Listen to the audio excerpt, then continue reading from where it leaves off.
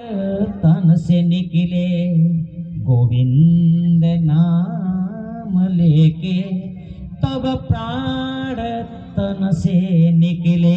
प्रभु मलाई अहिले लानुहुन्छ भने उठाइदिनुहोस् शरीर। तर मेरो एउटा अभ्यर्थना, मैले धन मागिन, श्रेय मागिन, यश मागिन, कृति मागिन, यहाँको वैभव मलाई चाहिएन।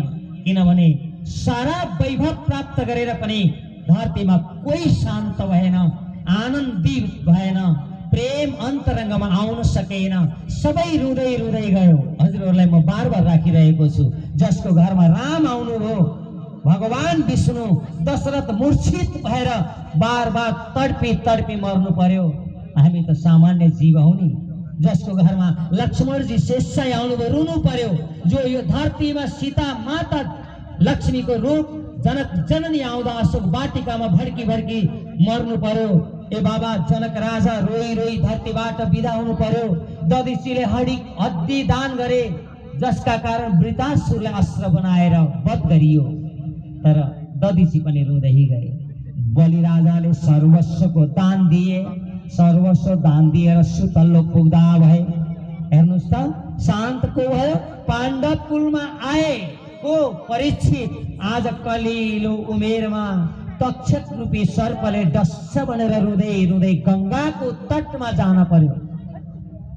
पञ्चपतिहरू थिए द्रौपदीका। साडी खिचेका बेला पञ्चपति भनेको देवता थिए। स्वयं देवतासँग विवाह हुँदा पनि, बाबा वैभव सबै प्राप्त हुँदा पनि धरतीमा प्रत्येक क्षण व्यक्ति रोएर हिँड्यो। जस्तो द्रौपदी अन्त्यमा के गर्नु पर्यो? वासुदेवाय कृष्णाय, भगवान श्री कृष्णलाई पुकारेपछि श्री कृष्णबाट रक्षित हुन पर्यो। संसारमा कोही कसैको काम आएन। तसर्थ मलाई यो धरतीको वैभव होइन प्रभु, मलाई त मोक्ष गति दिनुहोस्, मुक्ति दिनुहोस्। यो के हो? भक्ति हो। यो चाहिँ तपाईँ हामीले माग्ने हो। अब जब यसरी मागियो भने हाम्रो जीवन संसारको जीवनमा पनि शान्त बन्छ। शान्त जीवनले घर शान्त हुन्छ, परिवार शान्त हुन्छ, देश शान्त हुन्छ, विश्व शान्ति हुन्छ।